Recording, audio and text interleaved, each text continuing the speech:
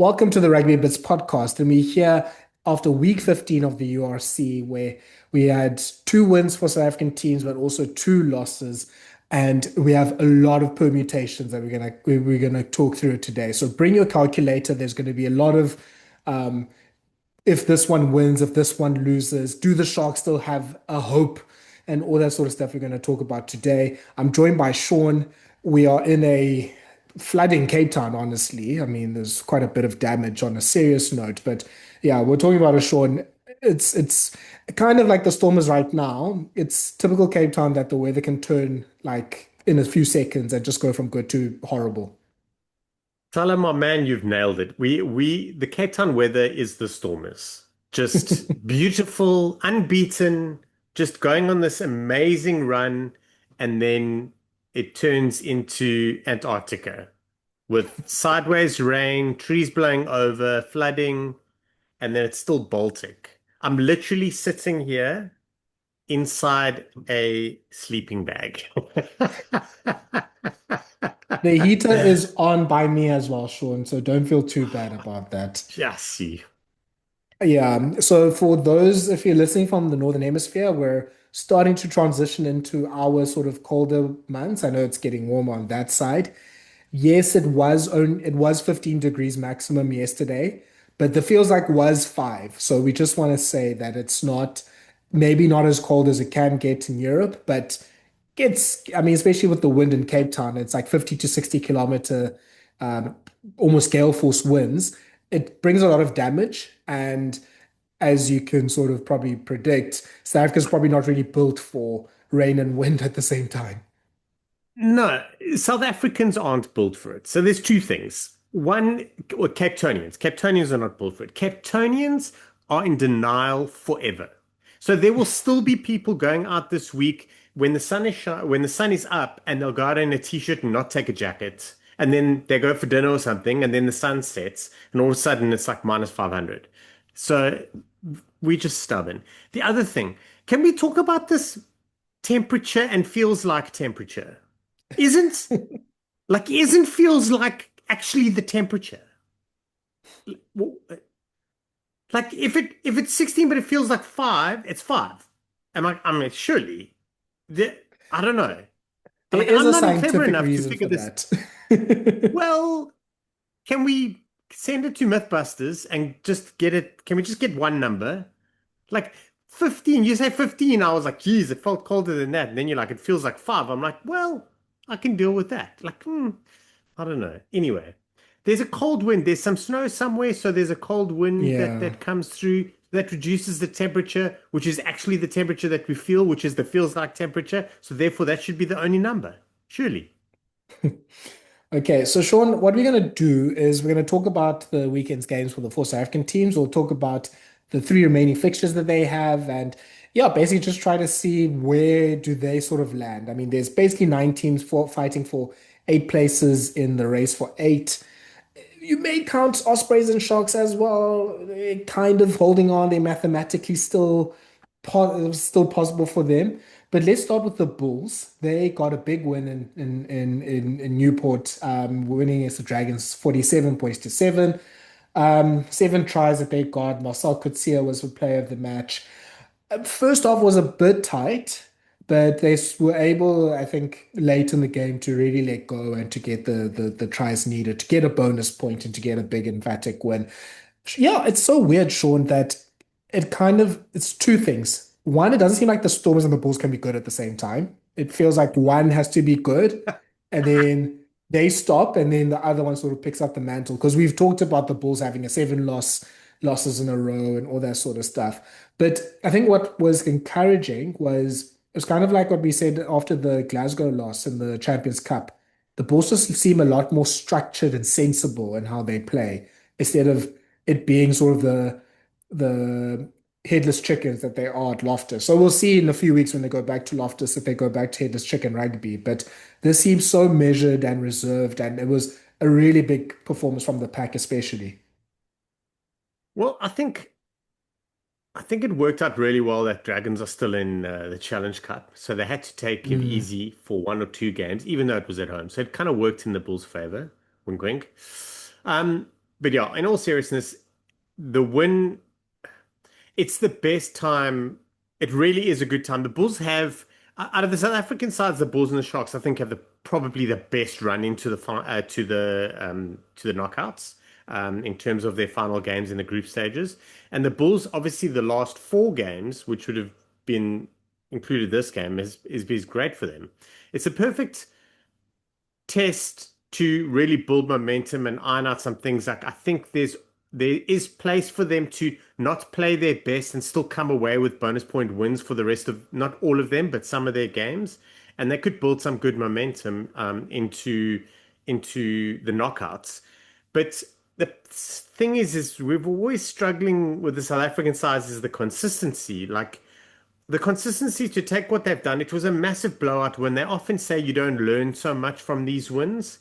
Like you often don't learn too much from a massive loss like this. Like like there's too many kind of holes in the damn wall to fix. You've got to focus on a few things. But when it comes to games like this, like the Bulls really have to take a few sort of foundation things out of it and just build on it to move forward because there's no doubt about it. The Bulls have the squad to go quite deep in this competition. They're, I think, the most losingest finalists. Sure, I've destroyed my Don't English there. mention that. The most, yeah, the most losingest finalists in this competition. And they obviously want to kick one over. This year's ironically looked like a year that they were nowhere near going to get anything done. But looking at it, I'm actually feeling quite happy about how their season could end and how they could look towards knockouts. Yeah. I mean, yeah, there's a try ruled out early in the second half for Dragons that I think it could have leveled at the time. And maybe it could have been a different match. And then it's like a Pollard penalty in the last minute that has to win it. But I mean, after that, I think that's when you get the Marcel Coetzee and the Van Staden scores. And then the Bulls just, the machine just got going essentially. Good to see that the Bulls limited Dragons to five entries and 1.4 points per entry. Like I think it didn't seem like they gave Dragons too many, they didn't offer mistakes Mm, and opportunities for Dragons. I mm. think that's been an issue with the Bulls early in the season. So it does seem like they're making themselves harder to beat, which I think is probably goal number one for a team trying to get further in this. And I mean, it also helps that a lot of the players are coming back. I think this was the better or the best Cam Hanekom game out of the last few weeks that he's been back. We have Nokia was out for a little bit. He's back into things now. Alk Low, he's obviously been building for about 2 months or so now. And just as we like, okay, it seems like everyone's fit. Now Canan Moodie seems to have a issue with possibly his hamstring. So that's going to be a concern, especially if it's him and Arendse that are, well, him, Arendse, and De Klerk that are all out. And I'm not sure when they all come back. So, yeah, Sean, I guess you want obviously the fitness to work out now. You hopefully, I mean, hopefully we get a hooker back because I mean Marco van Staden still sort of moonlighting there and Volko Lowe's not back at prop. Yeah, the availability is going to be also quite important, I think, in going into this run in. Oh, it's going to be massive. And especially like almost every one of those players you mentioned are a senior player or have some Springbok experience. Like they're vital. The other thing when you're talking about form is the Handré Pollard conversation. He's Mm, also not firing yet, but the one thing that you can guarantee is Handré Pollard in knockout rugby is a different beast altogether. mm, So they can get through there. I'm pretty sure they're going to qualify for the knockouts. Obviously, they want to play as many of those at home as possible. I'm trying to think now. They could squeeze in a home quarter final in the very least if mm. they go on a run like they're supposed to. So, that'd be great for them. Two games away from home, semi-final and a final, not the worst thing in the world. They've enjoyed a couple of knockout wins away from home in the past. Like it's looking kind of positive. But yeah, you kind of want to get these guys back. So those players that have been long-term injuries that are coming back, that are starting to grind their way back into form, so important. And those other guys that are scratchy a little bit, hopefully can build around that. And then before you know it, barring two important wingers, you're in a relatively good space. The Bulls have decent cover there, though. That is one thing I Mm. think. Like no team can do without Orense and Moody, especially in the form they were in. But the Bulls have enough guys that to cover that spot fairly well. So yeah, let's talk about that run in. And like you said, Sean, they probably have the best run in out of the South African team. So the next game for the Bulls is they go, as I try to put it up, they go to Scarlets. So Scarlets are also in that sort of bottom four, pretty much out of everything, pretty much halfway to Ibiza, basically. And then their last two games are against the two Italian teams. So Zebra and Benetton come here, and they pretty much also have nothing to play for as well. So that would be, I think, advantage number one is they're not playing teams that have any sort of stakes to them. So you could argue, I wonder actually what these teams are going to do, where they're going to maybe, especially the Italian teams, is it worth it sending your Italian internationals over to South Africa for relatively meaningless games if a lot of them are going to be, playing in July at the Nations Championship and stuff like that. So never mind that. The positioning of these teams, I think the highest position for these teams is 13th. So you're facing three of the top of the bottom four. So Massive. for the Bulls, you need to be seeing this as a chance to get three bonus point wins. That puts them at 60. Probably not enough to win or to be top of the log. There's a small chance it could be enough to get them second. And I think if they get all three wins, they will at least host a home quarterfinal, especially with some of the other fixtures for the other teams. So the Bulls could be a dark horse for, or dark bull, I guess, for getting into the top two, maybe.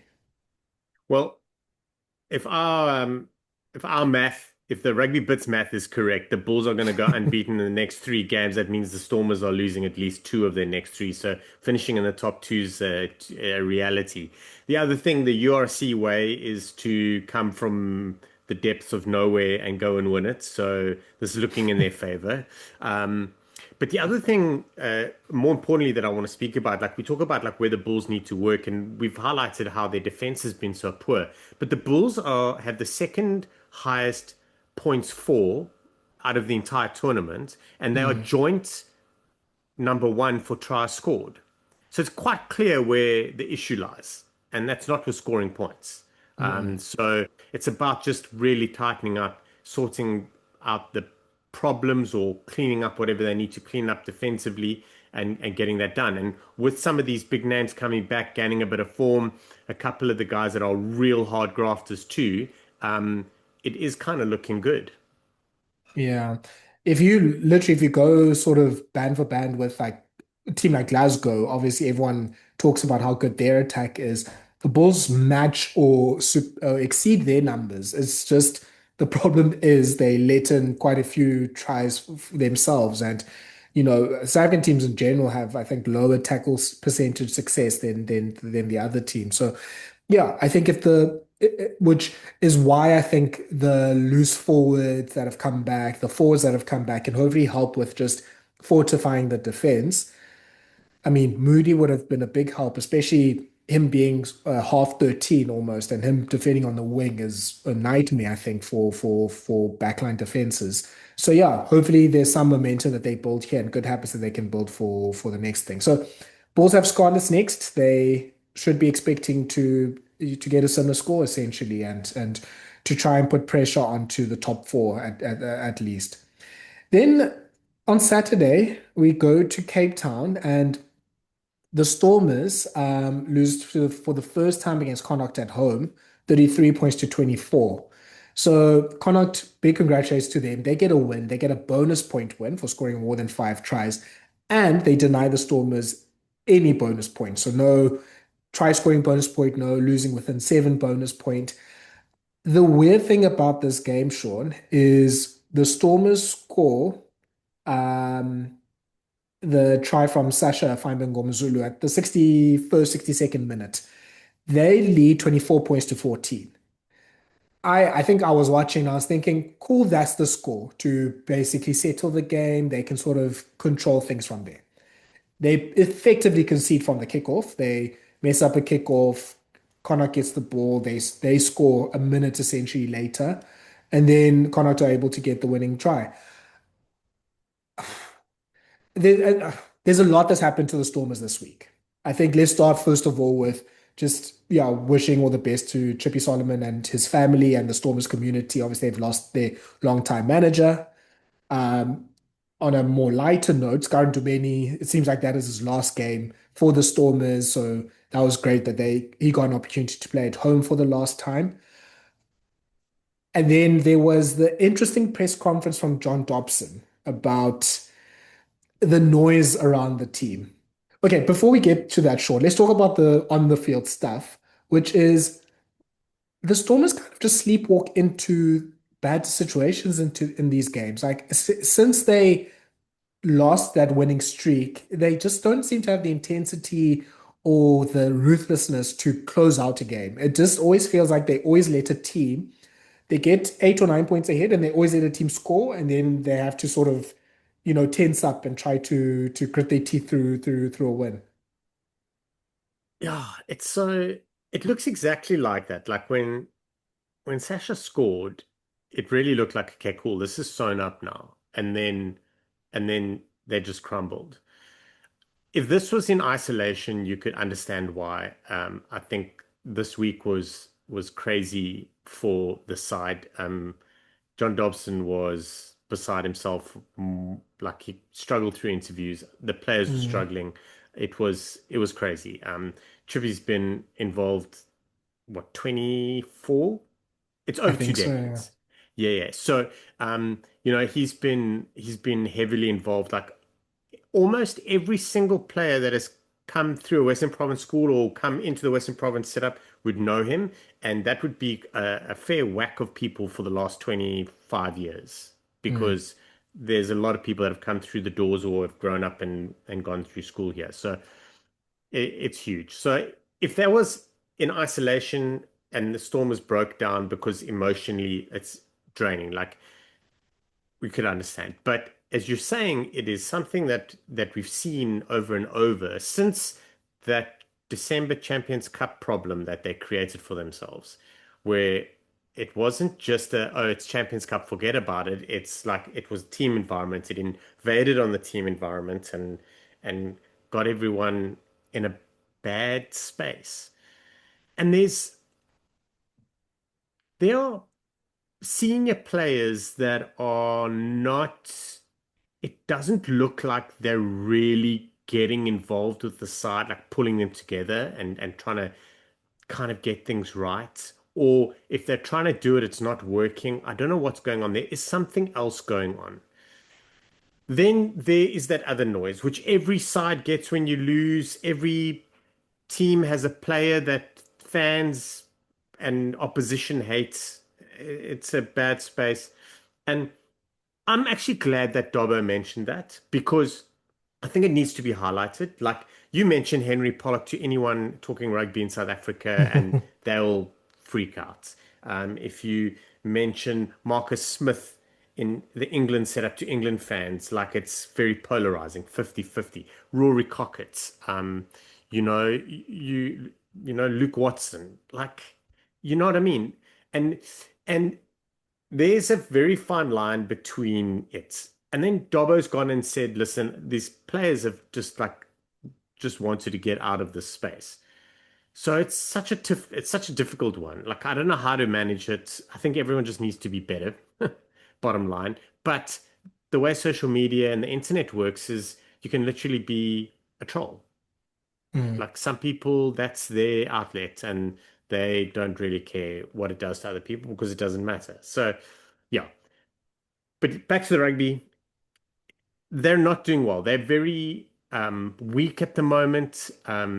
Any tight game or any game where I reckon any game against the Stormers where you are within two converted tries from winning it. So whether you are 13 points or less down, even if there's 10 minutes left, I personally believe sides will look at that as an opportunity to win it because the Mm. game looks long gone. For the Stormers that won 8 in a row, that game is done. But for this Stormers, it's not. And it's, I don't, you see, the thing is, everyone wants to blame Dobbo and blame the coaching, and they're like, it's time to change. But where are we? April. I think about that. But 2 months ago, they were unbeaten. Mm. And 3 months ago, they were unbeaten. Or 2 months ago, they had only lost two out of their whole season and were high flying, and you're like, they'll pull it together. What has changed there? I don't know. And they need to figure out what it is and get it back because everything's the same. Like they clearly have the goods to take the step forward because they literally did it at the beginning of the season.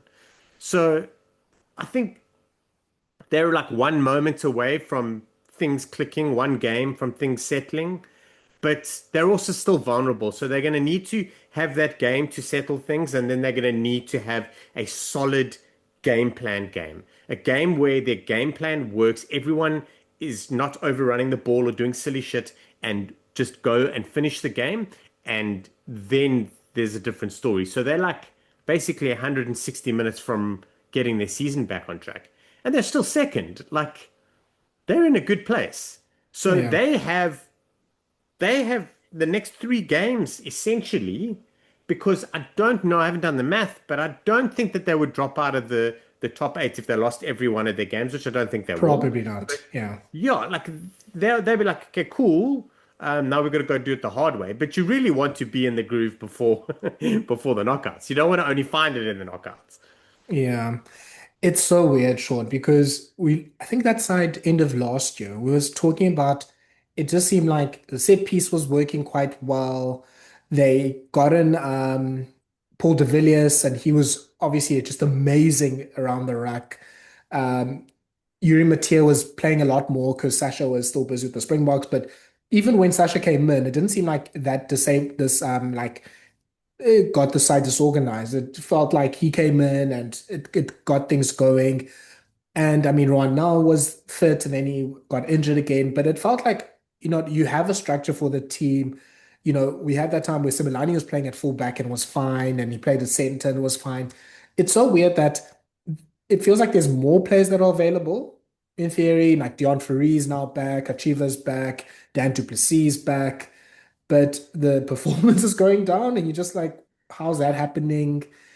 And I mean, when we if we are throwing things into selection to think, this David Phillips thing at wing, if there's something John Dobbo needs to talk about, it's that.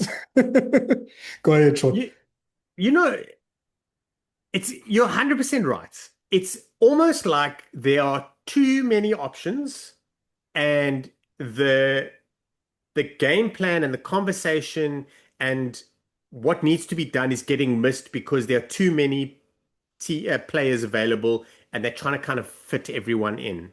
And Mm. it's a but I was I looked at when Willemse went to the wing that very first time he was selected on the wing. I was saying on one of the other groups, I was like, just on the match day 23, I can see a better option than having Damien Willemse on the wing. And then someone said, but Willemse put his hand up and said he'll cover there. Okay, cool. Cool. Tried for a game. He put his hand up. He was supposed to be rested, or I don't know what happened, but fair enough for a game. But now it's becoming a thing. No, no, no, no. Like, no. There. It's very much now becoming that space of I want to start all the best players no matter what. We'll start them wherever we need to. And the guys must just go and do their thing and they'll do it fine. And they're not. Like, I think the one thing, you're right, the one thing that the Stormers do need is they just need a little bit of when you go up and you just shake the guy by the shoulders and be like, listen, bud, just come back to reality. Just stick to this game plan, settle things down. Like, that's all we need. As opposed to just, a little tap on the bum on the way past and just go and have a jaw, man. Like, there's a difference between the two. And the Stormers needed just a little bit of a shake up and they need Yeah. to start focusing on what they need. Are they not? Again, you can kind of justify this with what's happened this week, but it's also been stuff that's been bubbling for a while. It felt like Connacht just got them off their game, also just with the chatter. So there was a lot of back and forth. Yes. And I did ask the Irish people on Blue Sky, I was like, Connacht always this chatty, and they're like, well, the Storm's always chatty. I was like, I mean, fair. I'm not saying they're not, but I it was felt just gonna like, say the Stormers just got beaten at their own game. yeah. So, I mean, Shane Bolton was in Damien Willemse's head. And I mean, great performance by him, by the way. If anyone has put himself, him and Ben Murphy, I think have put themselves in a pretty good place in sort of the Andy Farrell universe to go, look, we performed in Cape Town against a pretty much full strength Stormers team. We should be considered further. But, it was him running over Willemse. It was him doing that clean on Willemse on his shoulder, which I thought was legal, to be fair. It was him sort of having the chats and the back and forth and the pushing and the shoving. I've never seen Ron now be sort of an aggressor and pushing people as well. I was like, no, man, these guys aren't really focused on this. And And Brannas as well. Since he's come back, yes, he's also been in a different headspace. I think with Dion Ferree, well, excuse me a little bit, is he just seemed like he was just not getting the timing of the referee with the leave it and when you can be in the rack and all that sort of stuff. But with him, I'm just wondering, it's two-sided because I'm like, I feel like Paul de Villiers should have been trusted as a starter, but I also feel like Paul de Villiers' form is not the same as it was end of last year. That's expected. He's 22, like he won't be brilliant all the time, but it just doesn't seem like the puzzle pieces are all fitting together and everyone is fully happy. And yeah, you can understand obviously contextually why this weekend, but this has seemed to like bubble under. There's obviously been a lot, I think, in terms of like decisions made by their playmakers where, a kick or a chip ahead, whatever the case is, and you kind of see the response from the other players just looking at the guy being like, what the hell was that? Or another person just shouting and gesticulating. Like, there's just a lot of that sort of like niggly things that when you've obviously watched rugby for a while, indicate to you this team is not on the same page. And it's just crazy that we went from the Storms team so weird. We went from the Storms team obviously being champions and almost winning the next season by playing this sort of like defense, counter-attack, good set piece, and like we'll take risks in counter-attack, but not too many risks. Then they became sort of that goof troop, like we want to offload everything. Then they seem to have come back to the defense. We're going to build from our counter-attack. We'll kick smart. We'll use our set piece. And so, like, I'm not saying they've gone full goof troop again. It's more just that the things aren't like the defense is now down 5%. The lineouts are down 5%. The kick strategy is down 5%.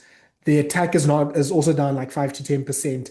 And now this team just doesn't look like the top two or three team that it was early in the season. Like, I'm still, Sean, struggling to go, what's the thing that's wrong? Because I don't think it's one thing. I think it's just a general, it's a vibes thing. And I hate being the podcast that talks about vibes and the passion or the culture and all that sort of stuff because we're not there. We don't know what's going on day to day. But that's what it looks like, at least from a person watching it on TV and being what did Dobble call us? The armchairs in their gowns criticizing the players. Yeah, it's weird. I tell you, I would. Yuri Matia's not injured, eh? No. Okay. It, I really do. I feel quite strongly about this, especially now. I 100% think that you can go with Mattia at 10, you can go with Willemse at 12, and you can go with Null at 13. I think that's the change they should make. Okay. These changes I'm making are more to put guys in the right positions and have the freedom to do the right things with their strengths and weaknesses currently, as opposed to I'm dropping someone because I'm a couch critic. But I would go that just to change that setup there. Then I would put Sasha at 15. Just, or I would bench him, or 15. I don't mind which one, but I think currently most people would probably want Sasha on the field, and I don't really have an issue with that.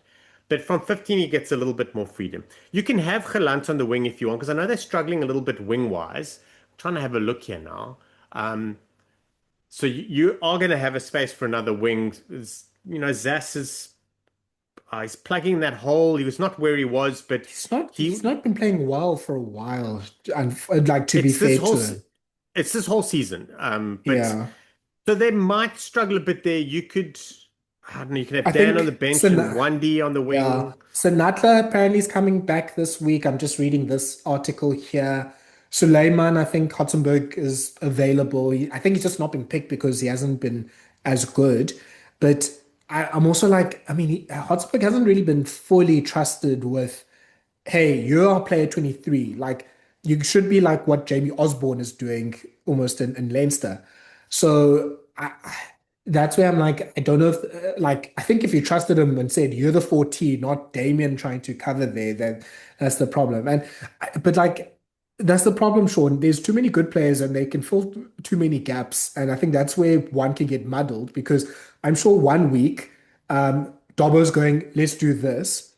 And then the next week, it's Hlungwani, the forwards coach, being like, hey, what about if we move Galant here and all that sort of stuff? Then the next week, another coach is going, well, let's rather just move.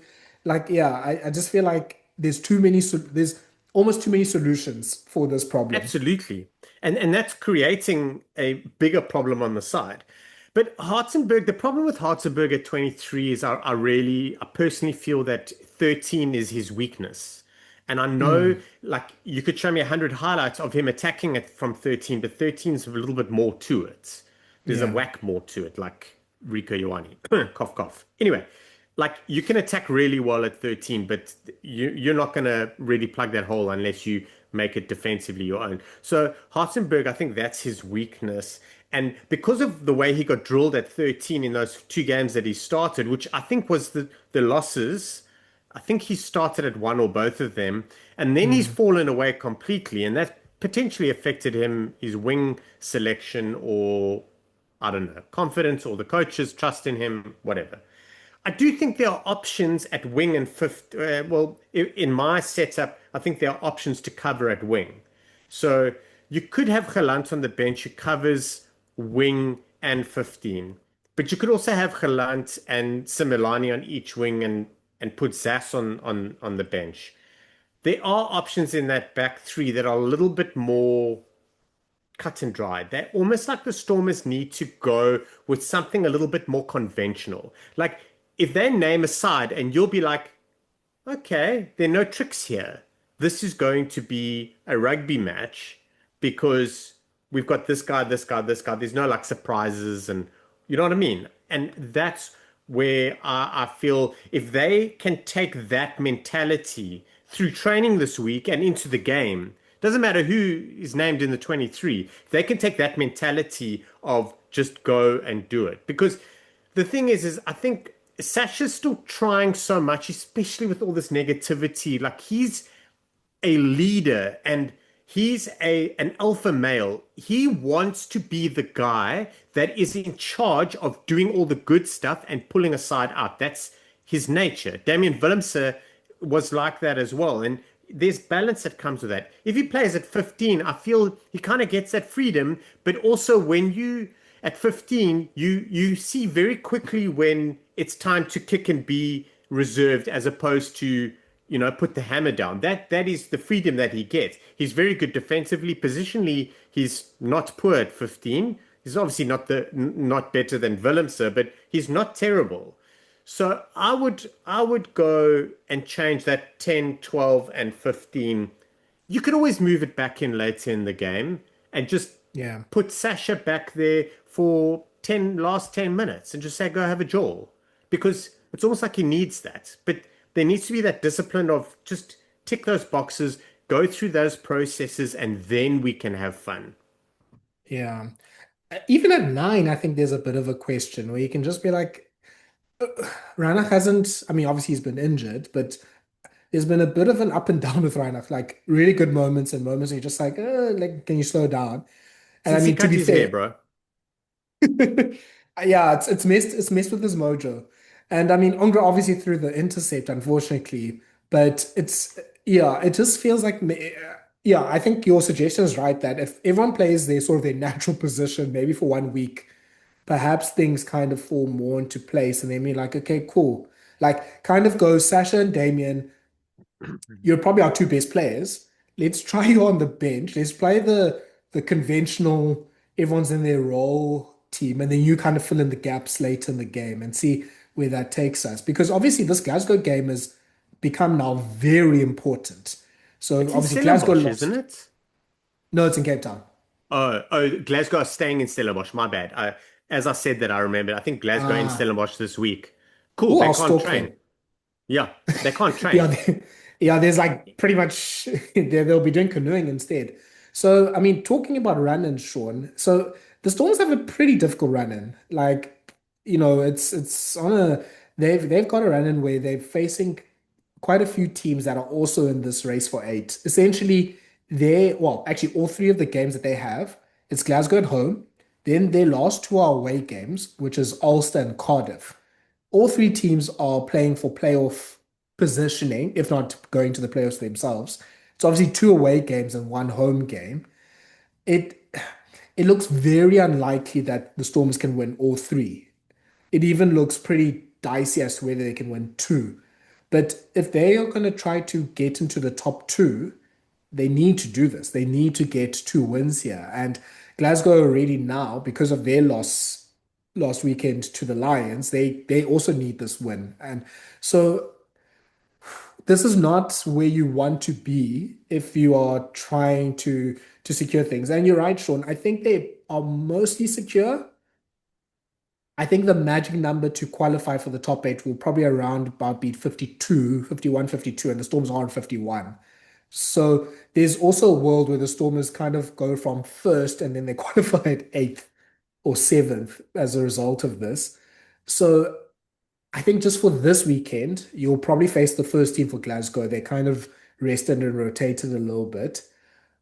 Where do you go and how do you face a team that we know is quite strong? And we know, obviously, in spite of them getting pumped by the Lions, will play with a lot of quality, with a team that knows each other quite well, almost like the opposite of Stormers, that have a pretty strong identity and way of playing and know what they want to get out result from a match and know their star players know what they need to do for the team. How do the Stormers even approach a game like that? I, I'm going to dig my heels in. I think they really don't need to be conservative, that they need to be Yes. rugby structured. Mm, So a little bit less Stormers and a little bit more professional rugby approach or test rugby mm, approach. And I don't mean that disrespectfully, but you understand what I'm saying. Like the thing is Glasgow, I don't think in any conversation they had, obviously they wanted to beat the Lions, but I don't think in any conversation they had did they think they weren't going to get at least two log points out of that game at Ellis Park. And they got zero. And not only did they got zero and they got a hiding. mm, So that changes everything this week. Storm is coming off the loss. The wet weather, the pitch is going to be, it's going to be a tough game. They're Glasgow are going to be like, okay, cool. We're going to it's going to be a forward dominated game because it's going to be potentially heavy underfoot. Weather looks okay, but maybe the wind blows. It could really turn out to be a bit of an arm wrestle. And that's why I want the Stormers to kind of revert back to knockout rugby, test rugby kind of mm, setup. And Glasgow are coming hard. I haven't looked at their full squad, but they've got a good enough squad from the 23 they named on against the Lions. They've got a good enough squad to be competitive for periods of that game to be in mm. touch later on. So they're going to bring in some bigger guys. And if everything goes according to plan, this is potentially the final, except it'll be in Glasgow. So you know what I mean? Like if it all fits according to how the log sits at the moment. Yeah. So it's a big one. And obviously Glasgow don't want to lose this game because then the final's potentially in Cape Town. But Or Glasgow Dublin. don't true. Glasgow don't really care. They like to Yeah. win away from home. But there's more to this game purely because of what happened and what has been happening, as opposed to just straight up looking at this game and what it does for the rest of the run-in. Yeah. I'm trying to see because I'm trying to remember there are some Scottish players that are out. I think Carl Steyn, for example, didn't travel. I think Dodge as well, if I'm not mistaken. So it's not obviously the full like steam sort of Glasgow team. But yeah, I think there is some players that they chose pretty much to not play, obviously, because of the Champions Cup. So yeah, it'll be interesting to see how they go. Interesting stat. I mean, the Stormers are the third, team that sort of kicks pretty well in the tournament. Like if you go to the URC website, the URC app, they're ranked third for kicking. Like that's kicking meters, the number of times that you kick, and the kicks that you retain. So they do some magic with the numbers, and the Stormers come out third. And Glasgow are second last. Like kicking is not a thing for them.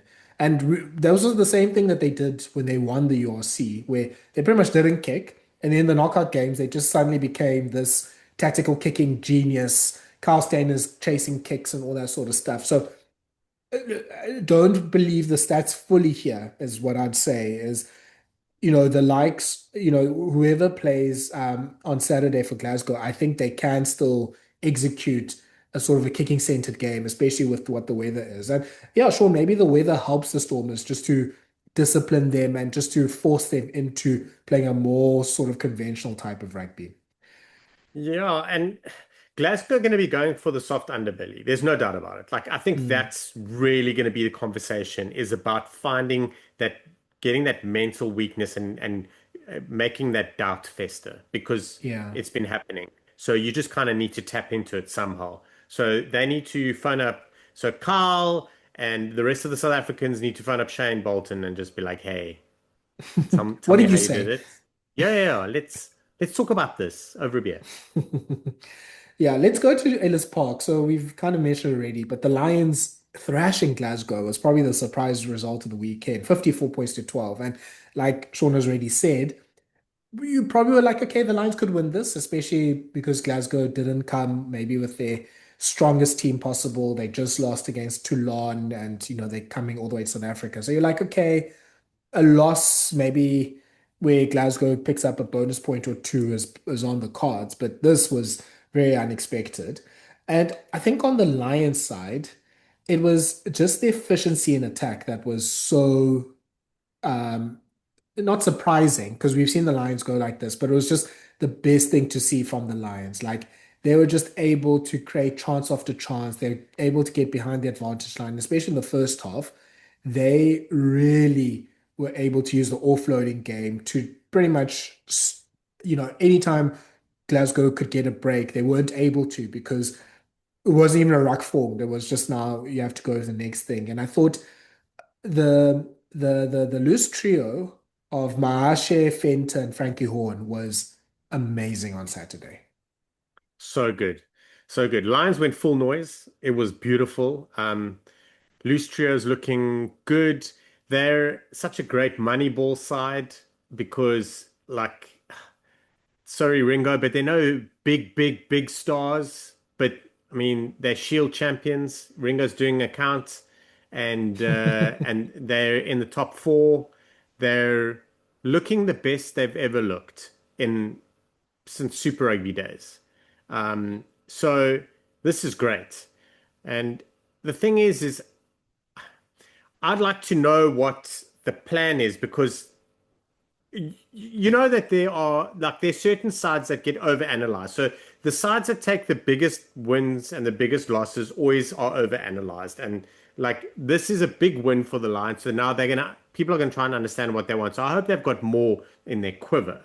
So I'm very curious to see how it happens, especially with what happened with who it happened against. But Lions are in for a tough run.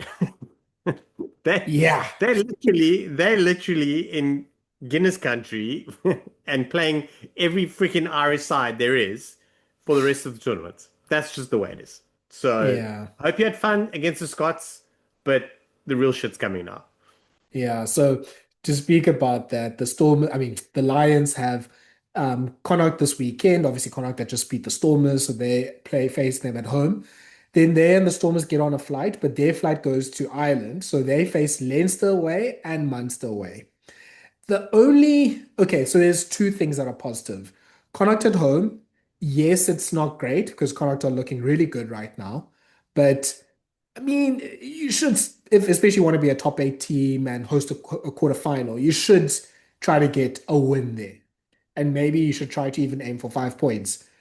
So possible, maybe not, Yeah, like even like probable. Mm. You can even put it that Leinster away could be a sneaky easier game because Leicester are coming from their semi-final. So depending on whether Leicester win and are like, okay, we need to sort of rest and rotate, or if they lose and pretty much everyone's sad and hungover, like this could be a nice time for the Lions to sneak in and to quickly get a win in Dublin. Oh, And then yeah. Munster are, I mean, they were good this weekend, but I mean, Munster are in their own sort of trouble right now. So we'll maybe talk about that later. But It's a whirlpool for them, eh? It's like yeah. horrible. So, look, it's not good. Like, this is probably the first time the Lions are in a top four position. I mean, if the competition ended today, they'd host a quarterfinal, which would be amazing to see Ellis Park for a big game like this. It'll be Lions Ulster, which would be a pretty good game as well.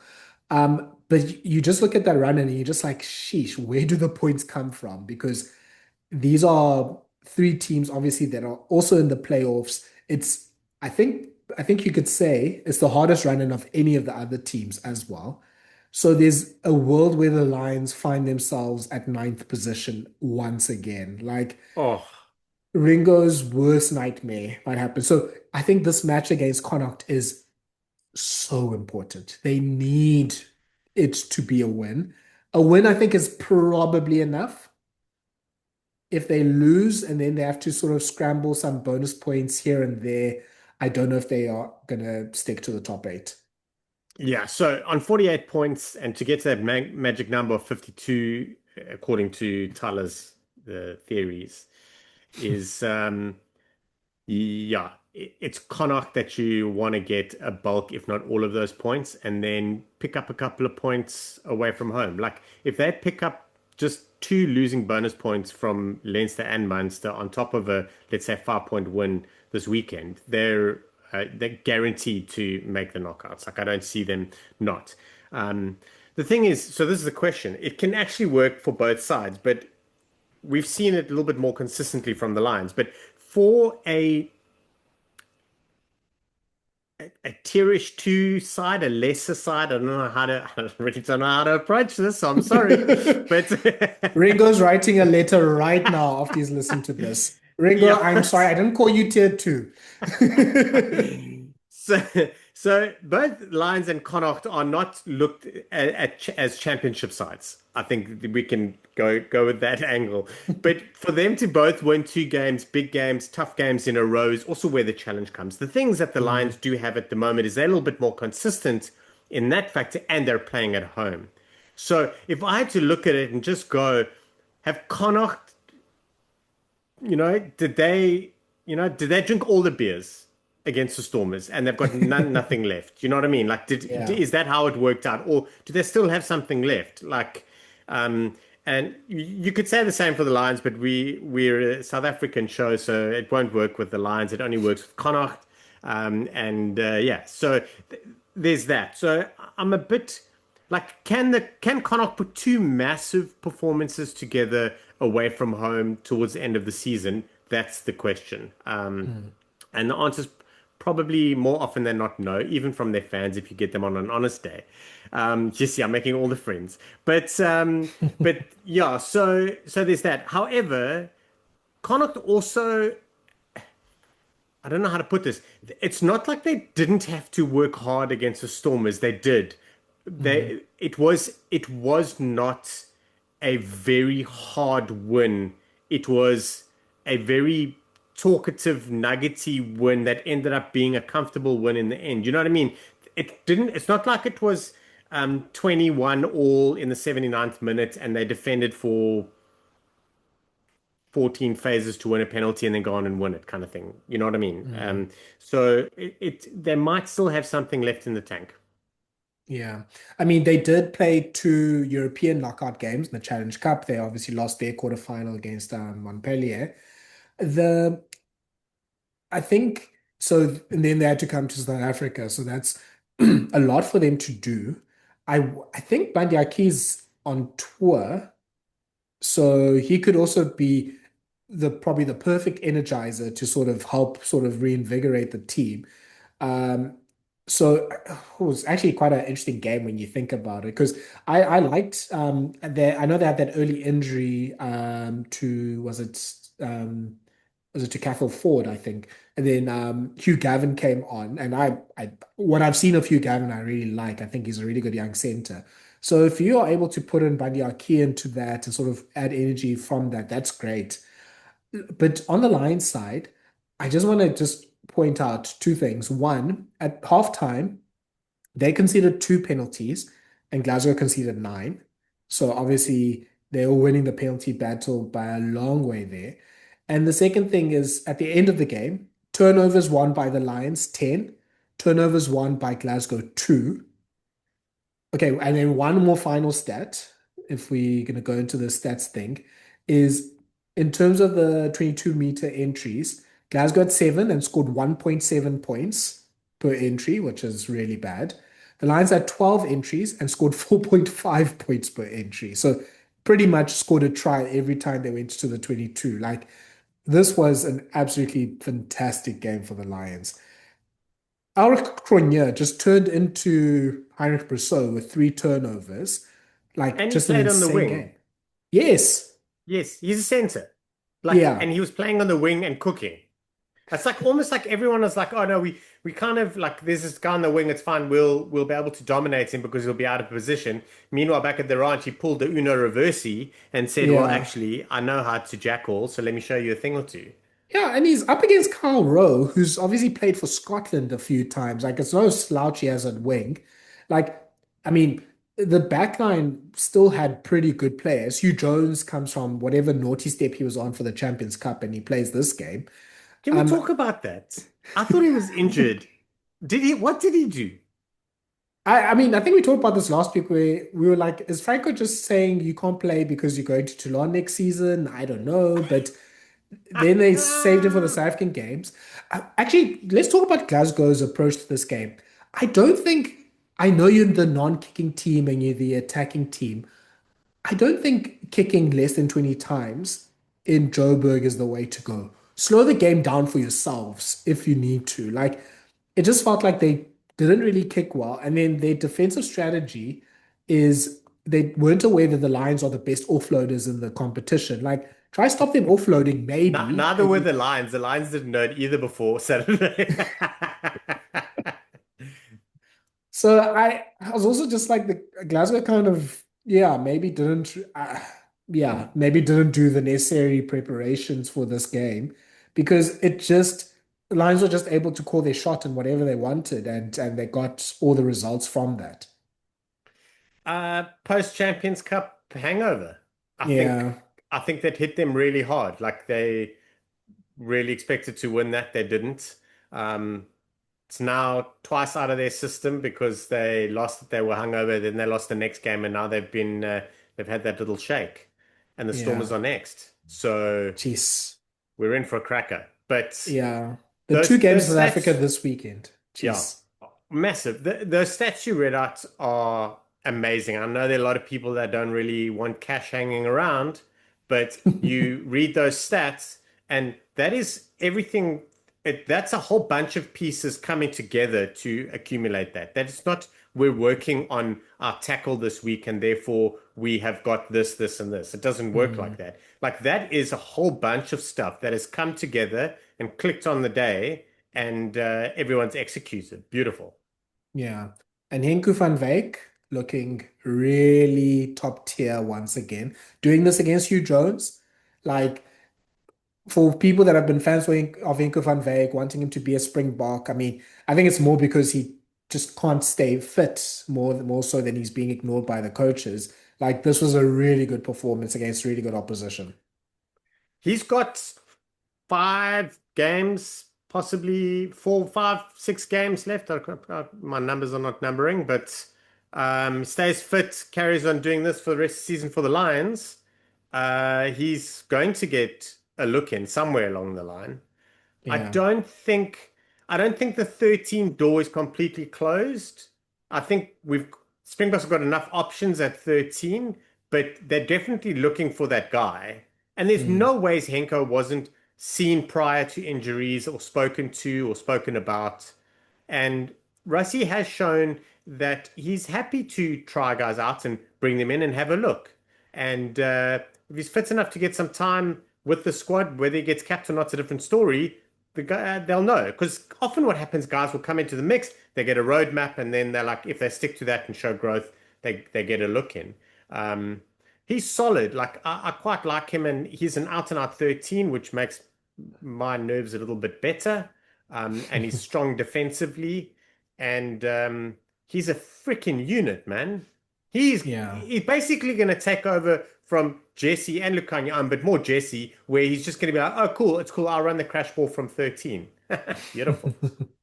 Yeah. I mean, I think, yeah, big game for those like Bok or maybe Bok adjacent type players. And Tlabakanye was great around the field and in the Very scrum. nice. What's happening He's there? What's happening there? Okay. shrugs. Yeah, I Okay. think So, there was something that happened, I think a few weeks ago that's made it sound like a decision was imminent. But yeah, it's very much shrug emoji for the yes. next, yeah, next while. Yeah. Yeah. So that's kind of my gut feel if I had to make it the decision of what I thought was happening was that. Like he's been free to play and they haven't made a decision, but it's kind of close. Yeah. Just yeah. Okay. Oh So well. yeah, Anyway, Kanye was he was looking beautiful. Yeah, yeah. showing not only that he's a scrummager, there's a little bit more, which we knew. Yeah, yeah. Fenter, and as we mentioned, Frankie Horn, I'm genuinely think for, the whole like, we don't know what we do, when Jasper Wiese isn't there and Evan Roos kind of fallen down the pecking order, Cam Hanekom can't stay fit. Frankie Horn's a good option over there. I think this has been the best Mordy van der Berg season as well. I think he's really made the number 9 jersey his own. We've talked about Henko.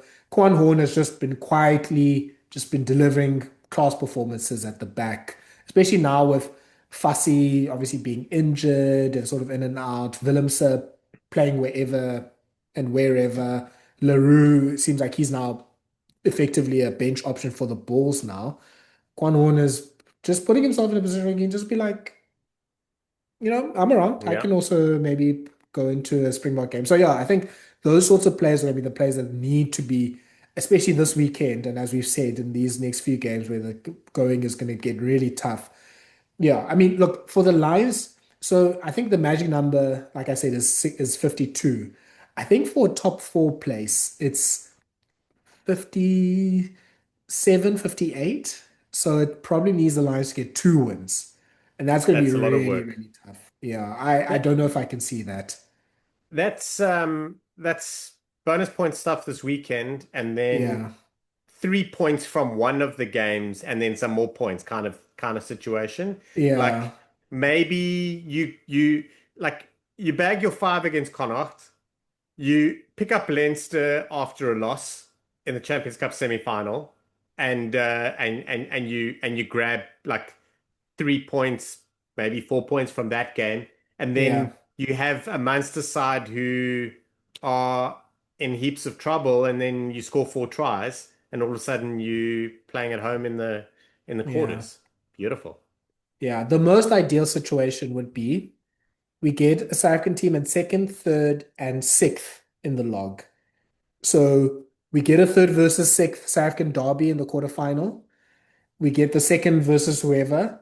Then it's semi-final, the second place team versus any other South African team as a derby. We limit the travel for all three teams, and then the final is wherever. Hopefully, again, someone does us a favor, as has usually been the case in the URC, that we have the finals of Africa most times, and we lose most of them, unfortunately. But yeah, that I think it's actually quite possible. So yeah, hopefully that is how it works out. I think for the Lions, if they want to be in the top four, they're the one team hoping the Stormers that the trapdoor just opens up under them and they fall down to the abyss. Because I think the best chance for the Lions to be fourth or in the top four is the Stormers dropping out. Because we can't really see the Bulls losing any of their games. And obviously Glasgow and Leicester seem to be a bit ahead of them. And yeah, I think that's probably the favor that they can ask from this of the fellow South African team is for the Stormers just to fall off a cliff. I tell you, I haven't even thought about like the knockouts, but it's so interesting that you're just pitting all the South Africans against each other, and I totally understand now that you've explained. But me, I'd just be like, let's just spread them around, make the other Oaks travel and yo-yo back and forth between the hemispheres, and then Yeah, we just South Africanize them in knockout rugby, just do crazy yeah. shit. I mean, it's not impossible, but it's pretty unlikely we get three South African teams in the top four. Like a Or lot would have it to go. it would, but there is very likely a chance. There's a chance. My English. It's a very big opportunity for the South Africans to have three sides in the semi-finals. Now that's what I'm talking about. Aha, I see what you're saying. But yeah, very interesting. Three South African teams still in the race. We'll talk about the fourth one if they're still technically in the race or not. Four Irish Ah, teams also fully in the race. So yeah, very good from those two countries. Let's talk about your Sharks, Sean. They lose to Ospreys 21 points to 17. There, I mean, let's go straight to the permutations because both Ospreys and the Sharks, both on 34 points. If we set the magic numbers probably just over 50, probably that means that they're out. But I mean, obviously, you know, technically they're still in it. They have to obviously win it out. Sharks actually, their run is not too bad. They have to go to Edinburgh to the ghost of Sean Everett and get a win there. And good luck trying to predict that game because I think both teams are pretty much trying to lose and it's going to be like no you lose type of game and then it's Benetton and Zebre. I So love that. I can totally yeah. see it happening on the field. Ching chong chow. Ah, Yeah, so I mean look, they could get to 49. They just then need to hope that pretty much two of the top nine teams just lose all three of their games. So Cardiff, maybe possibly, maybe Ulster or Munster, maybe Connacht, or maybe even the Bulls. And then they could just grab the lost spot. no, not gonna happen. Just start preparing for next year. It's basically the Sharks' mantra for the last 4 or 5 years. Play until December and then prepare for the following year early. You know, it's a good Hmm. business plan to not run a full cycle and then only start looking ahead. At least they're preparing. But the problem with their business is they never actually deliver, no matter how much they prepare. Yeah, on the game though, Sean, I didn't watch it, so I'll rely on you for your sort of analysis. Yeah, I mean, what would you say happened? I know Jack Morgan had a great game. Yes, he was good. The Sharks just Ah, they started that no, you lose stuff early, and did it, and they just didn't really perform. A couple of injuries really affected them. For those who didn't see, Ethan Hooker's out with a dislocated shoulder because what's his face? I don't even remember his name. Dived on him after he scored the try. So Hmm. that was dog shot. That was the whole reason why the law is there. The irony is it was on halftime, and literally nothing came of it, except Ethan Hooker dislocated his shoulder and went off. So there's that. But anyway, it won't get cited either because you can only cite if it's a red card. And I don't think that would fit the thing for that. But yeah, just Sharks were sharky. I don't know. Don't know. Just yeah, whatever. Like they needed to go the noisiest they've ever gone in their life to get a playoff spot, and they went and dropped the ball against the Ospreys. They actually dropped the ball in the previous game. Can't even remember who they played, but I'm sure they Hmm. didn't even get bonus points out of it. So by Yeah. then it was gone already. Like you can see the finish line, but there's a false summit and another hill in front of you, and you're just like, ah, I'm gonna throw in the towel. Yeah. I mean, yeah, it'll be interesting to see how they sort of approach these last few games and how much involvement. I mean, this weekend there wasn't too many Springboks that were in these games. I mean, okay, to be fair, I mean, Esterhuizen was there, Hooker was there, and Chair was there. I wonder if there's gonna be a phone call from Rassie to JP Peterson just going, okay, they're pretty much done. They can Yeah. go home and start preparing for July. Yeah, yeah, please. Big injury list with the Sharks as well. There are actually quite a few Mm. sides that have massive injury lists across the Prem and the URC. Yeah. Um, but yeah, it is that time of the season where national coaches, be like, hey, listen, I'm in town. Do you want to go out for a steak and a bottle of wine? I just want to have a chat. And then be like, just slip the list of names across the table and just be like, it's cool, I'll pick up the check, but there's a little something there for you. Yeah. Which of the sort of the newer players are you like, oh, this is a player that I want to see more of next season? For the Sharks or just The in Sharks. general?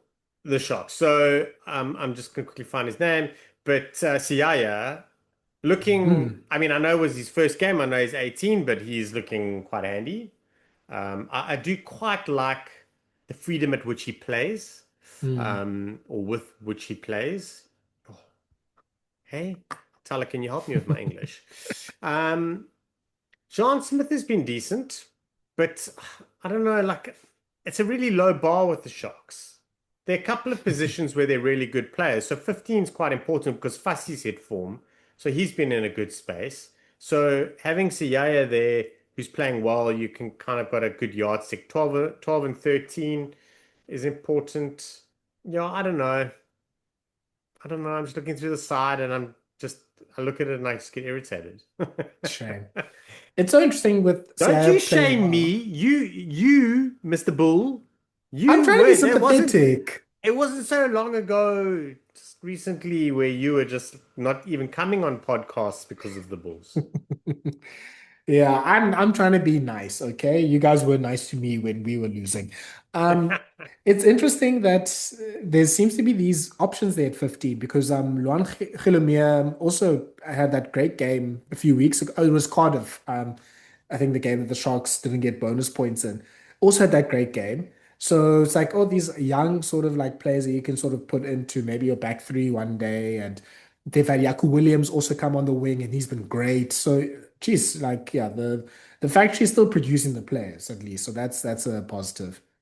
And as players see a gap, they see an Mm. opportunity that they could get more game time or get a chance to go deeper and become part of the first team squad on a more permanent basis because there are so many gaps through the poor performances. So there's that. Yeah. Okay, and then I think let's go through some of the other results pretty quickly, and we can also talk some permutations from that. So Leicester beat Ulster 29-21. Leicester probably the winners of this weekend because they went from we probably are going to be second or third to first place being a pretty real possibility for them. Their last three games, Leinster are Benetton away, then they host the Lions and Ospreys and they're only 4 points behind Glasgow, who are obviously facing the Stormers. So pretty much number one and number two is gonna knock each other out there.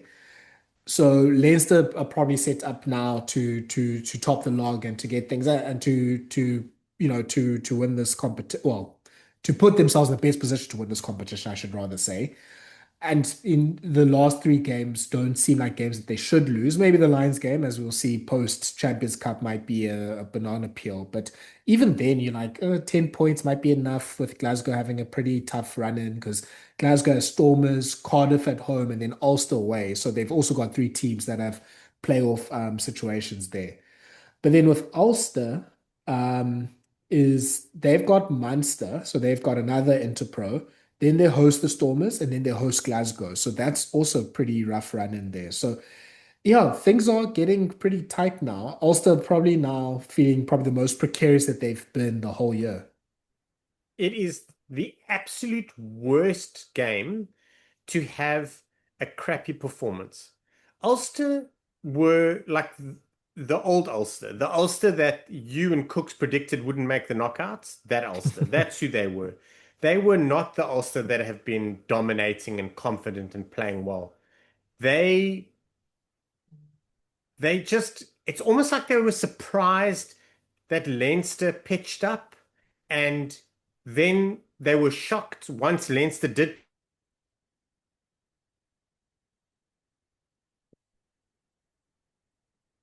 It seems like we might have lost Sean. It looks like he might have had a power outage. Um, so I think just Lens to make were sure in that we, control. oh, there we go. Sorry, Sean, it looked like we lost you for a little bit. I don't, No, you totally did. Totally did. But I was talking, man. I was talking and talking. you can I'm continue. gonna yeah, I'm so sorry. So if you're hearing me again, but I just had a little bit of a power failure. But basically Ulster were surprised. Like all of a sudden they were like two, three tries down. It took them way too long to get in the game. By then Leinster had the confidence and just ground out the win. It was it was really just poor. Poor. It was the worst game for Ulster to just have one of those shitty games. It was the worst one against Leinster of all people. Yeah. And it looks like they might lose Angus Bell for a bit. He went off quite early. Oof. James Hume He's went off gone. early. Yeah. Yeah, Bell looked like maybe an ACL or something quite serious. Yeah, yeah, it just doesn't look good. Um, Hume also looked like by no means a doctor, but just looking at the way that those guys looked, yeah, Bell looks like he's out for the season, and Hume looks like you might be lucky if you get him back for the knockouts. Jeez, yeah. Obviously, they've already lost Balogun, I think, yeah, I think for the whole season as well. So, yeah, Ulster, man, why are your players made of glass? It's so frustrating. I'm sure there's going to be a very angry letter from Rugby Australia about Angus Bell, though, like make him play in these plastic pitches. On the Leicester side, welcome back Sam Prendergast. Had a pretty good Jeez. game, was player of the match.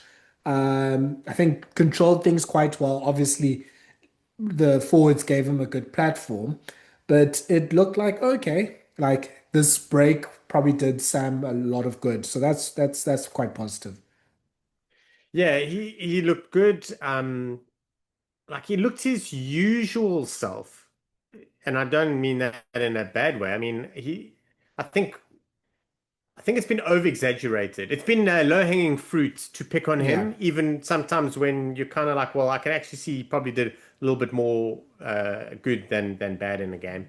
But yeah, he looked very handy. Looked comfortable though. That was the one thing though. It didn't look like he was trying to force anything. He just kind of played his natural kind of game. Also, he looks like he's wearing the original Adidas Predator. Oh, such a sexy boot. The man of black one with culture. the black one with the red tongue. Oh, Yes.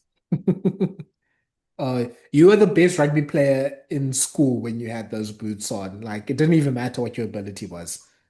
oh man. And if you weren't the best rugby player when you had those on, you would get your ass handed to you because you had to Yeah, be good. yeah, I'm very glad to see that. Yana, also on Eighth Man Watch, Troki looking like he's also building some form here. So hopefully he can also just stay fit and also have quite a few big games to go. I think that's also the difficult thing for Ulster.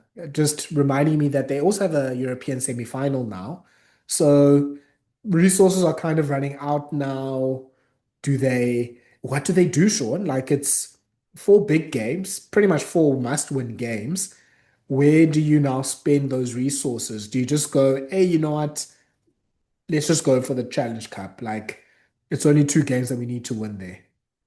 No, the uh, French sides are would if they got a chance would probably take the Champions Cup. I don't know. I'm talking crap. They want to take the Brennus and the Champions Cup, but like Irish sides, a lot of you want to win your domestic stuff first. Hmm. Like guys want to win it, especially the Irish sides because of Leinster. Like Munster and Ulster want to, they would rather win the URC than anything else. And also, it's not like it's the Champions Cup. So Ulster are in the Challenge Cup, and I think the decision's made. But But you qualify for the Champions Cup through this. but they're going to qualify for the Champions Cup anyway. Are they? I Going to be think in the top eight. They'll be in the I top think eight. they're I don't know if they're fully all right. It's one of those, especially if Connacht win on Saturday against the Lions.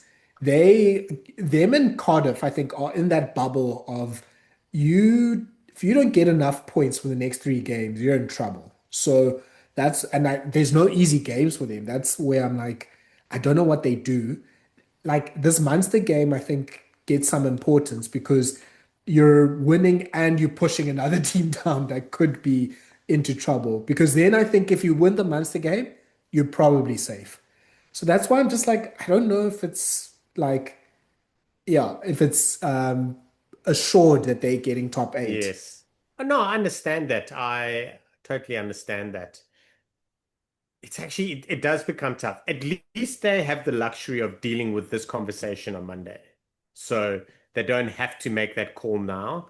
I Yeah. think you go, your first place of securing Champions Cup rugby is in your domestic competition for them right now. If they were going to secure Champions Cup rugby via the Challenge Cup, they would have to win semi-final and final. So it's 3 games and a month and a half away. So Mm. if they win this weekend, then the conversation is they have the freedom to know that they've pretty much qualified and they can fight on both ends if need be. Yeah. Other results, I mean, this has no bearing on playoff stuff, but Edinburgh winning against Zebre, last minute Barn Fenter try. Um, Kind of felt like two bold men fighting over a comb. Like this was just a very, very chaotic, bad but good match between these two sides. Also, just kind of trying to find like form or some sort of like what do we do on a rugby field thing. So yeah, Sharks vs Edinburgh is going to be cinematic because I'm sure that's also going to be quite a bad good game or a good bad game. You can decide.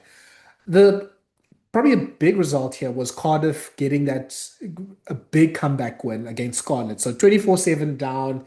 It looks like Cardiff's hopes are also hanging on by a thread, and then they are able to put the points and beat Scarlet's 28-24.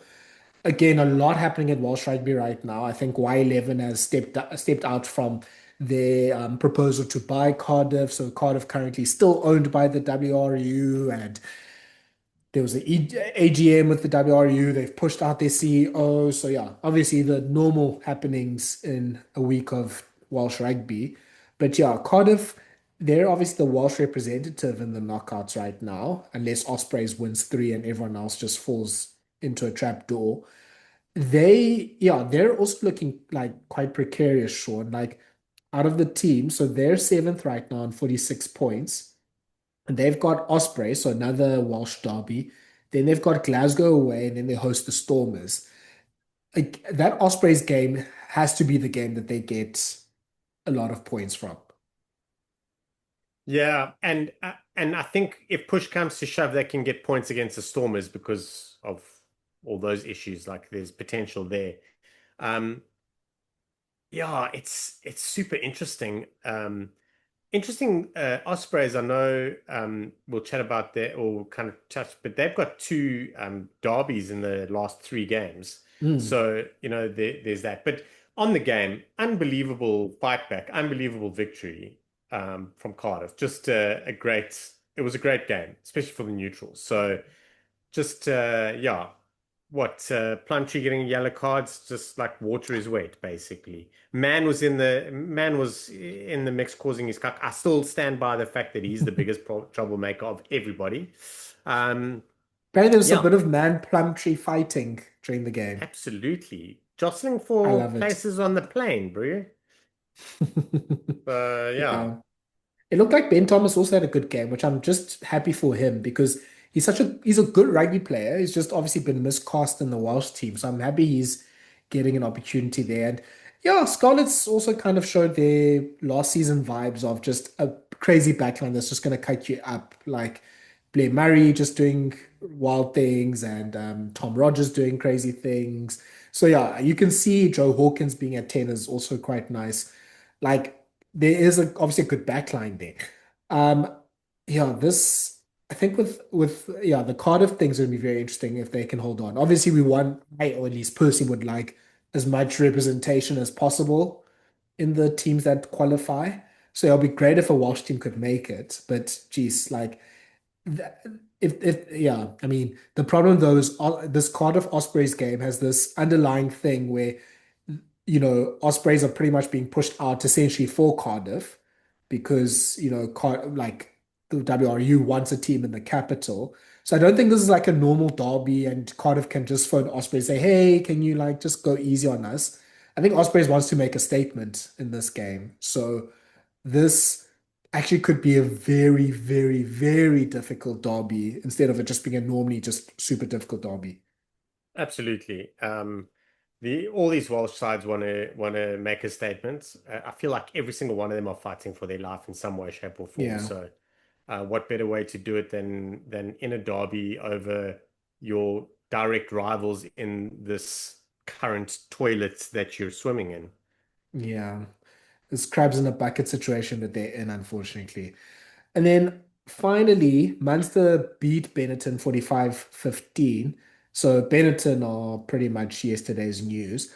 On the Munster side, their games, they're hosting Ulster, then they go away to Connacht, and then they host the Lions. So two Irish derbies and then the Lions.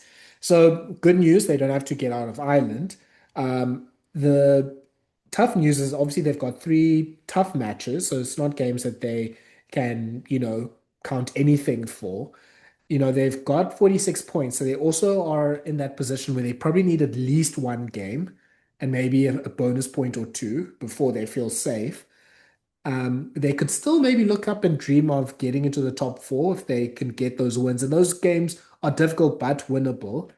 But yeah, there's been a lot of things that have happened this week, to put it lightly. There's a lot of controversy about the assistant coach that was picked that had some allegations against him in the late 90s for sexual assault in South Africa. So there's been a lot of questions there. Then people resigned from their positions at Munster as well. The fans are pretty much beside themselves, just angry at Munster for the whole situation. So yeah, to say pretty plainly, vibes are pretty bad right now. Yeah, and the when stuff like this comes and you're having a scratchy season, it like amplifies. Mm, So, but one thing I will say, which I was quite surprised about, is Munster went out and made a statement about it as well, which you don't often see. Generally, like mm, once they hire someone and there's a bit of a dodgy background or something, they kind of just ignore it and just go ahead with it, and hopefully the noise will die down. So they did release a statement on it. Um, but yeah, back to the rugby field. They a couple of guys some important players put in some important shifts, and they're going to need it moving forward because it's pretty tight. Like from 4 to 9, it's I don't know. I feel like fourth not could not qualify at all. yeah, Like you said, Lions four could finish points. ninth. Like it. Imagine being fourth and there are 3 games left, and they'd be like, just don't. You might have a few extra weeks holiday. So yeah, a lot to play for. Yeah. So yeah, we'll see. I think there's a lot of games set up there. Sean, let's go just touch on other competitions around the world. Let's start in France, the French top 14. It looks like our prayers have been answered. It does look like this thing is real, that we're going to get French top 14 on ESPN. We get 4 games a weekend. We get 3 Saturday games and the Sunday night game as well. And yeah, this was actually quite an interesting few games here.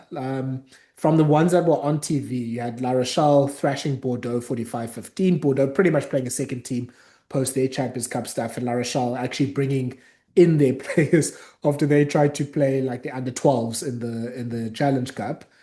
Pau beating Bayonne by quite a big score away from home as well, so that's relatively rare. Bayonne had a pretty serious team. I think they played a lot of like their first choice players from what I saw. And then Toulouse beat Castres. Toulouse obviously just angry at losing to Bordeaux. And then on Sunday you have Racing beating Stade Francais in the Paris derby. The bits that I saw was just I forget sometimes how big Taniela Tupou is because I just saw his calves and I was just like, you're not real. Like this is just your AI. There's no way a man can be that big. He's huge. He's a giant. Um, that seems to get all the big guys in the top 14 too, it seems.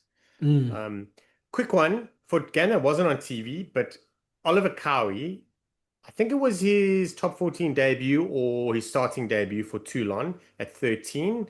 There's someone that you need to watch. He made the Mm, MIDI team of the week. He's a youngster, is 19-ish, 20-ish youngster, Cowie, playing for Toulon. mm. And also, Holly Davidson refereed a Yeah, game. I think the Clermont-Lyon game. yes, history. Um, Yeah. I didn't watch that game. I didn't see anything, but there were Seemed like it went well. happy vibes on social media afterwards. So there we go. Yeah. The less said when nothing's said about your game as a referee, that means you did a fantastic job. But yeah, it 100%. yeah. It did seem like yeah, so she's I think the first woman to referee in a top 14 game. And so But that's a big honor. the home team at the Michelin won. So there's that. That directly impacts how a referee is seen, whether the home team wins or loses, eh? This is French rugby we're talking about. It's a very, very simple equation. Fair enough. Yeah, just quickly on the log. So I think Toulouse now are in the at least the barrage. Obviously they have a pretty healthy gap, so they probably will get to top two place. It's still pretty tight in the sort of the second to sixth situation. I think from like from like Toulon, who are basically I think 10th, everyone has a pretty realistic chance of still making things. I mean, Castro and Bayonne are not too far off themselves. And then obviously the bottom two are pretty much cut adrift. But yeah, it's interesting that a team like La Rochelle, who have been having a up and down season, are still in with a sniff. But right now the second to sixth is Pau at second, then Montpellier, then Stade Francais, then Bordeaux at fifth, quite surprisingly, and then Clermont at sixth. So likes of Racing and Toulon and La Rochelle, Bayonne, who was in the semis last year, they still are outside looking in. So yeah, there's gonna be a lot of shenanigans the next few weeks. Well, it's huge. If you look at like La Rochelle are playing Perpignan away this weekend. So Perpignan not doing so well. There's a good chance they could bag another win there, so that changes everything. Toulon are hosting Bayonne. Toulon at home are a different story, and Bayonne are a little bit scratchy at the moment. Racing have got uh, Mont. I can't think of their name right now. I can see their There's a logo. Montauban, I think. Montauban. Yeah. So, like there's almost points guaranteed. So Clermont are in trouble. They got Toulouse at Toulouse. Like there's a lot going to happen just this weekend alone. Mm. That's going to affect how things are looking moving forward. Yeah, never mind teams resting and all that sort of stuff.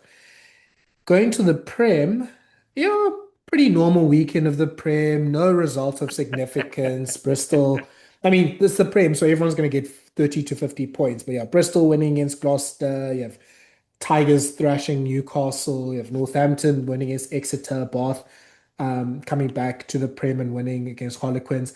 Then checks, blinks twice and looks again and again and checks their notes. 85-19. Saracens beating Sale away from home. Saracens scoring 13 tries and Sale somehow missing 58 tackles. What the hell happened? So I watched this game. It Please tell was us.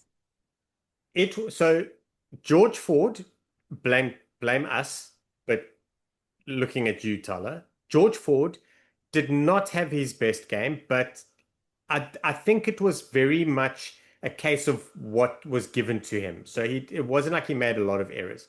Marius Lowe at 13 really had a nightmare. The one thing Marius Lowe you are guaranteed with is he's going to do the basics well, and that didn't happen. He really coughed up a lot of ball. Then Rob Dupree at 15, I think he's on 88 straight Premiership game starts. I don't know if they start, I think they are, but 88 straight Premiership games, his current run. It's ridiculous. But he started at 15 and he just wasn't working there. Like Hmm. a little bit out of position in a few spaces. So Sale were just not there. Um, the irony was Saracens had the strongest scrum in the Premiership before this game. Sale got a little bit off that. Sale also got a little bit off their lineouts, which is a place where Saracens are also in the top space for the Prem, and still couldn't really do anything. Kaluri was insane. So he scored 5 tries again. So he scored 10 tries in 2 games against Sale. The thing is he decimated Roebuck. Was it Roebuck? Yes. Yeah. Decimated him. Just decimated him out the air. He was strong out of the air. He's got a finisher mentality, but he carried really hard. They used him a lot, that blindside wing coming in or first phase ball to truck it up. Like they used him quite Mm. a bit there. Fergus Burke had a really, really good game. Bracken at 9 had a really good game. Mm. Um, the pack worked really well. Yeah, it was weird. It was one of those games where you're like, Saracens are playing well, Sale are not playing well, but every single time Saracens got into the 22, they scored a try. Literally, I speak under correction with 13. I think they made 13 entries and scored 13 tries. I think, but they Yes. definitely had 12 for 12.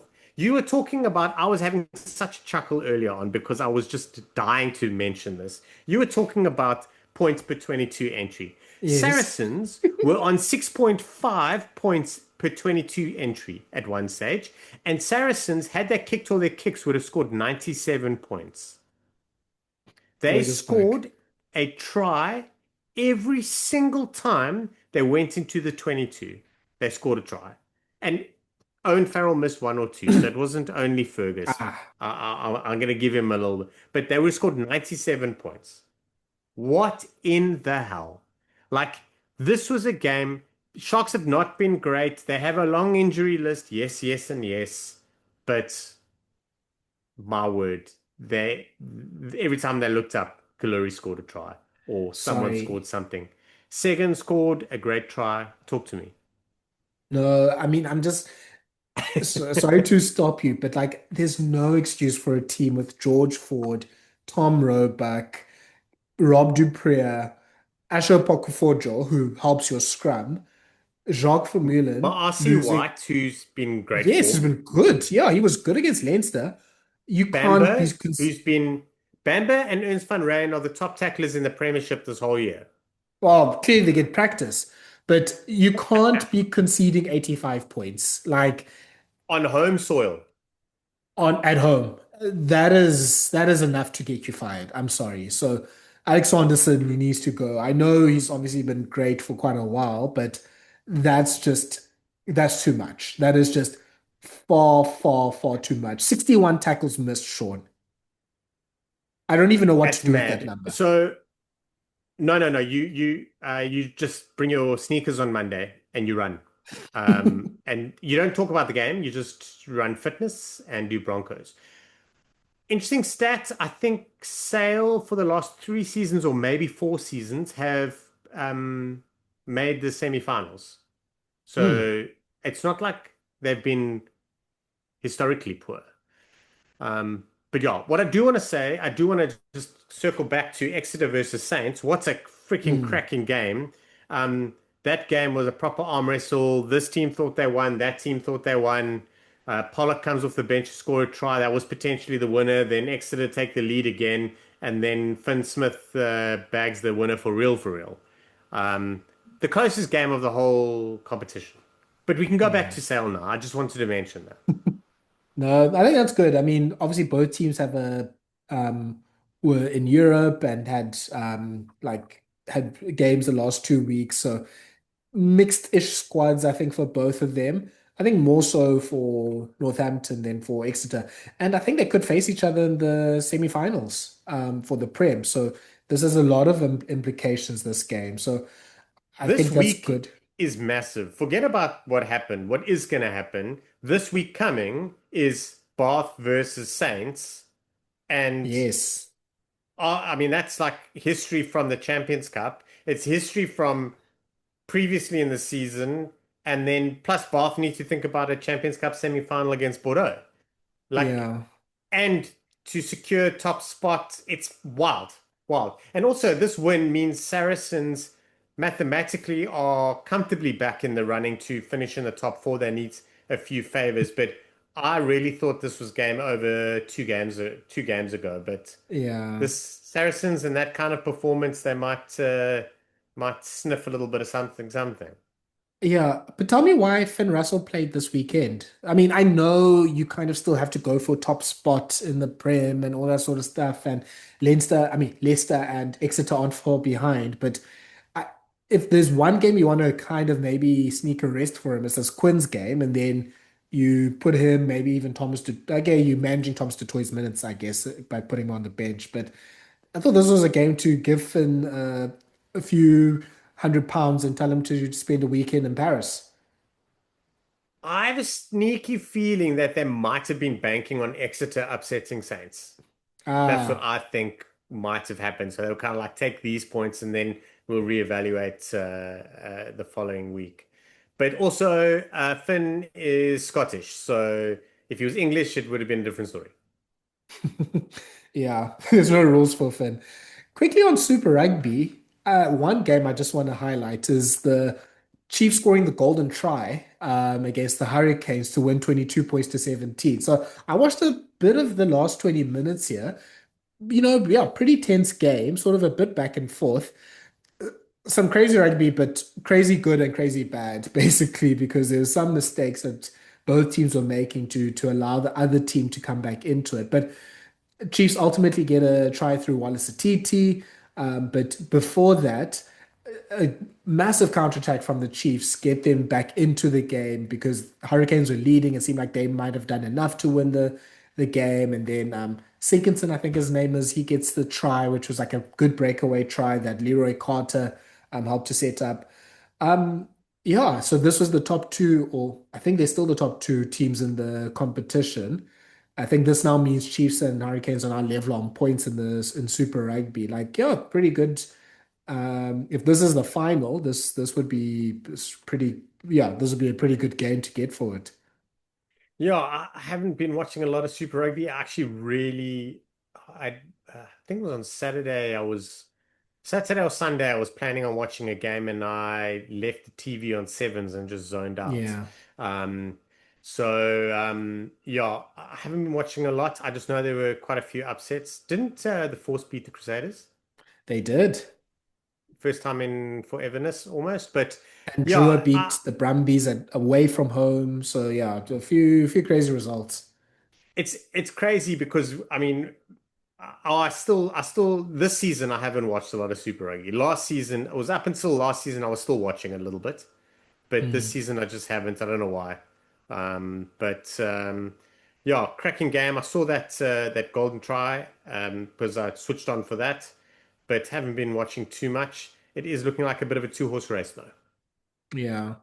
And then speaking of the sevens, congratulations to the Blitzbokke. They win the I guess this is the Hong World Kong. Championship. I still don't know how this thing works.